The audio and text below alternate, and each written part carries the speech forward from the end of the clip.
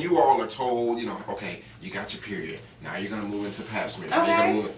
With us, it's like you walk in there at whatever age, and he pulls out a glove and says, "This going in your butt." That's you're what the like, school "Wait a hip hop minute." is for. We're trying to tell you now. But I know we're here. And I will concur that if somebody did that, they're gonna scare you. Yeah. At least it should. But when typically when a patient, because you know, I do this all day every day, and so when I say a patient come in, we talk about it. We're gonna talk about what we're gonna do and why we're gonna do it. The next thing is we get them ready, and then we say, okay, like now it's gonna sound weird, but bend over, and what I want you to do is push down like you have a bowel movement, and then we'll start there, and then we'll ease the finger into the rectum. All right, relax, push down like you have a bowel movement, and before you know it, I would have felt your prostate, and you would not have felt anything. But you feel violated. But no, if I go in there and say bend over and then jam my finger up your rectum, I'm pushing it close against the closed sphincter. That's gonna hurt, and then you're gonna be you're never gonna be able to do it again. Right. It's gonna be mentally challenged. But the way I described it, and is the way I do it, typically before it would have occurred before most men would have known it would occur, and it's over like, oh, that's it.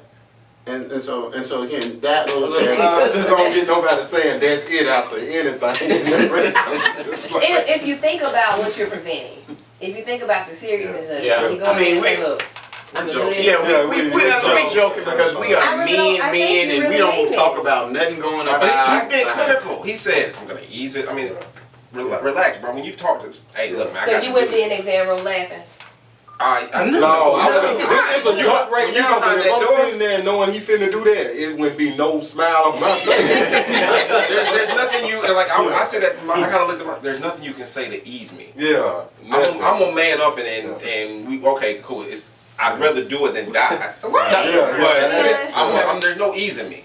Doc, what do you say to men to ease them, if it's possible? Well, what I tell them is, okay, put your elbows on the table. Because the angle, and again, this is clinical, but the angle, again, all these little techniques makes a difference. Because you're right, the first time I can't make it easy for you. But then you realize, oh, that wasn't that bad. So the next time you come, so now you don't have a problem coming back. Because if I jam my finger up your rectum the first time, you're probably going to be 10 years before you come back again.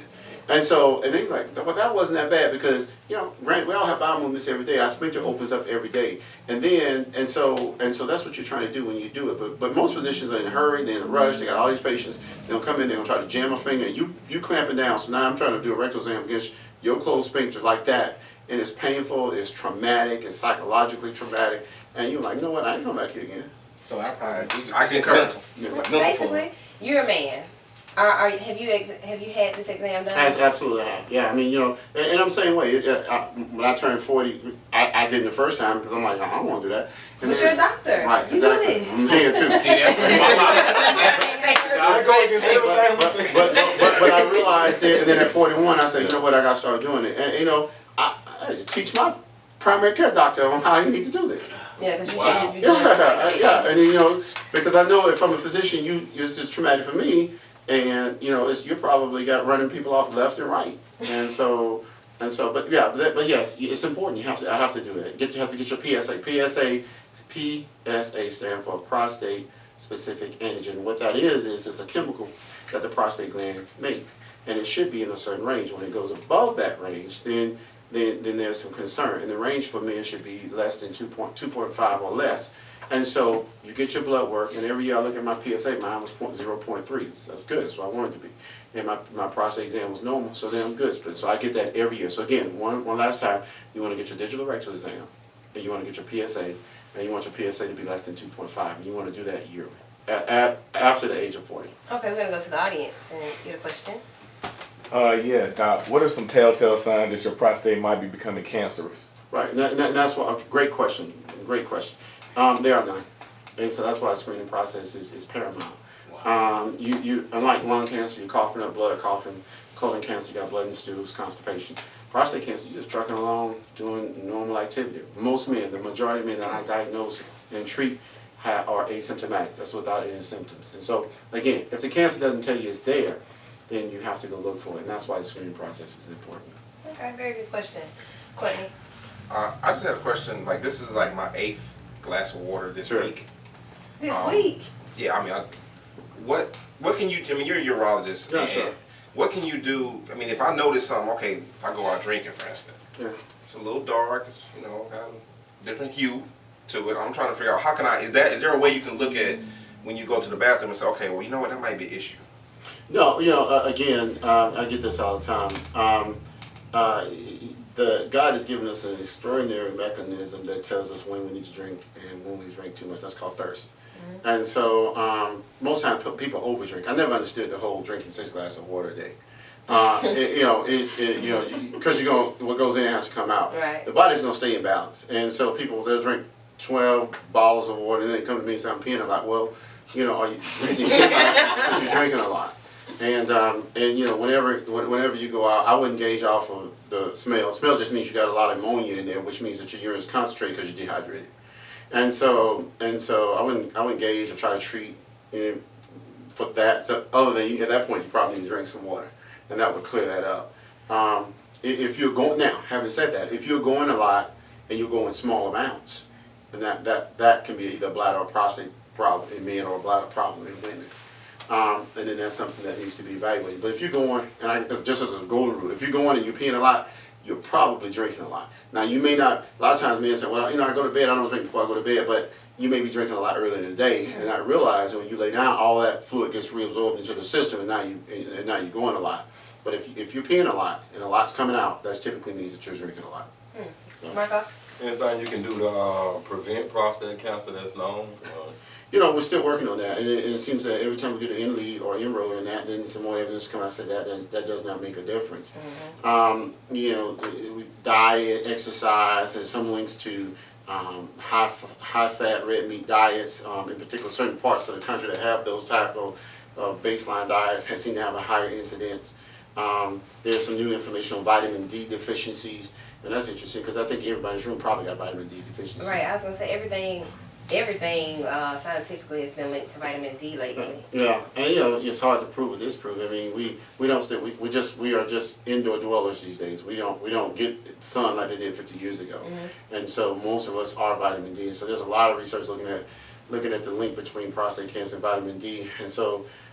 There was studies looked at people with that vitamin D deficiency seem to have a higher rate of prostate cancer. So we don't know yet, but I tell my patients, you know what, get your vitamin D levels up, or I suggest vitamin D for those who are vitamin D deficient. It may make a difference down the road. But right now we don't really have any prevention as far as preventing prostate cancer, anything that's strong right now. So that's why then we have to focus our efforts on early detection. Okay, so that's the main thing right now with prostate cancer. Prevention for as much as possible, even though we don't know what that might be. But the prevention would be the screening. So take it easy and get the screening.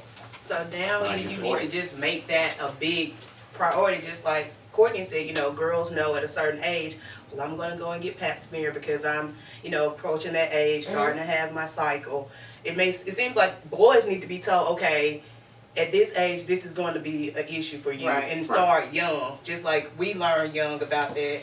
Maybe you all need, in the health class, because in certain health schools, you learn about the female reproductive system. Everybody learns that. Right. So maybe everybody needs to learn about prostate cancer since it's such a big issue, and to make you all comfortable if you start hearing it at a younger age. Then once you get up to that age, you'll know, okay, well, this is something I already know I need to have done. That's a great point. Okay, we're going to take a quick break, and we'll be right back to School of Hip Hop. The other day I saw an 18-year-old come in, and he had problems with erections. Okay. And so now we balance and trying to, do we treat this young man and deal with the side effects? Because if you start replacing his testosterone, you can affect his fertility or sperm parameters on having children. So that's a major issue. But I'm seeing a lot of that. Some of that is short-term, long-term. Some of that is stress-related. Some of that is we don't know why. And so that's a big issue in men's health. And then erectile dysfunction. I think there's a huge body of literature as it pertains to all the medications that have come out in the last. Tons of commercials. And tons of commercials. We'll say this though, because of that, I think a lot of people are talking. I think a lot of people are coming into the doctor's offices, and I think we're diagnosing a lot of other issues like hypertension and high cholesterol. Okay. Now, as part of us having our new system, our new medical record system, and dealing with the government, we have to take vital signs on everybody. And so now we are having to find people with high blood pressure, hypertension, and I think we're introducing those people into the system that may not be in the system. Some are, but some haven't been to the doctor. They come in for erections, and then they find out they got hypertension, and I think, and then eventually maybe find out they have high cholesterol, and diabetes, and what have you. I think other issues that are prevalent in men are high cholesterol, hypertension, and cardiovascular things that we talk about. In particular, the African American population. If you take Birmingham, we are the diabetes capital of the world. And certainly men have a higher rate than women. And I think those are major issues. I think that we have to make sure that, not just going to the doctor and getting a rectal exam for prostate screening, but before even doing that, I think your point was excellent. Going and getting your basic lab work done. Checking your cholesterol, fasting cholesterol, checking your fasting blood sugar, checking your blood pressure. If you're waiting until you're 50 and you've had high blood pressure and not know it because it doesn't have signs and symptoms, and you're waiting 10 years before symptoms start to show up, then that damage can occur. And then when you have that damage is permanent. You might be able to change the blood pressure. You may be able to change the cholesterol readings, but the damage that has occurred, you can't change that damage. Okay. I'll speak from my own experience. When I was like 24, my cholesterol was approaching a high level. So my doctor wanted to put me on Lipitor, and I'm not really big into pills and stuff, because you read the side effects, it's like, wait a minute, that's worse than having the actual whatever it is. And so he said, okay, well then fine, you don't want to take these pills, I need you to hit the gym more, I need you to drink more water, do this and that, change your diet.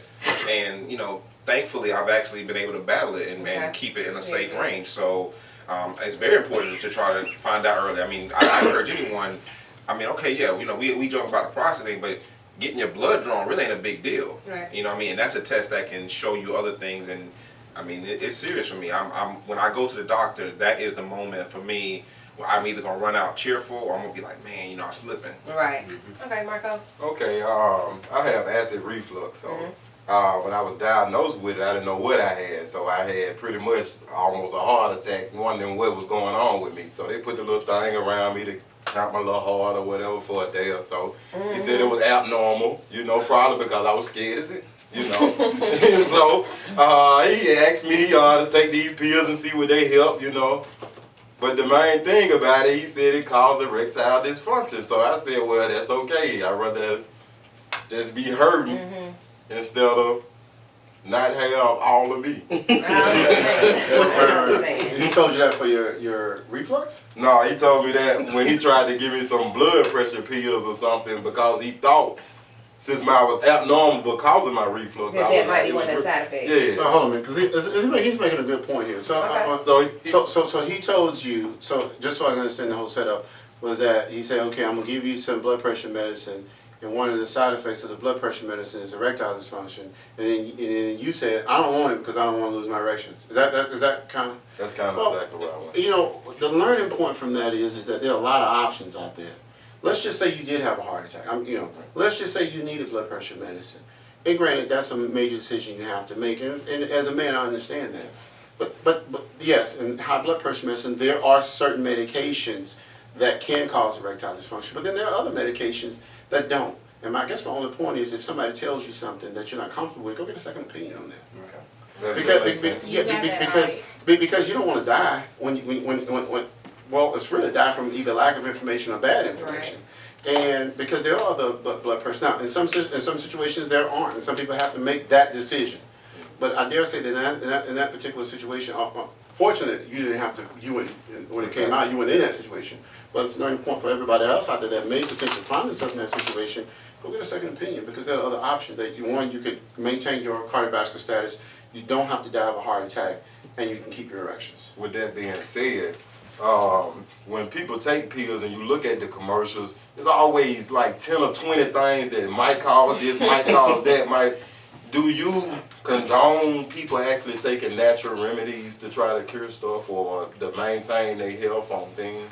Because a lot of doctors, they all just for Pfizer and whatever. Right. Well, a couple of things. Number one, they have to say all that because it's medical legally. They're not, they have to say everything that potentially can be. Number two is there's a lot of medications that save lives and that come with risk. And nothing is probably risk-free. Number three, I think that there is something with natural remedies, that there are some elements within them that do tend to cure certain diseases. Not to say that they don't have side effects. Understand, but and probably a lot of them aren't studied, so we don't know what they are. But they're drugs too. So I don't have a problem with them. I am a scientist, and I have to go with what is studied, because most medications go through the FDA. They've been studied. We understand what those side effects, well, most of the side effects are, and then we tell you what they are, as opposed to you eating something and you don't know what it is, and you don't know what it caused, and you don't know what side effects there are. Sounds like you'll be having some appointments being made soon and some new patients. What's your contact information, Dr. Bibbins? Okay, you can reach me at 205-930-4174. My website is urologistcentersal.com. Okay, urologystcentersal.com. Dr. Michael Bibbins, thank you so much for Thank joining you. us. Right now, I'm going to get ready to bring the ladies up. Women's health. Y'all ready? Yeah. We'll be right back.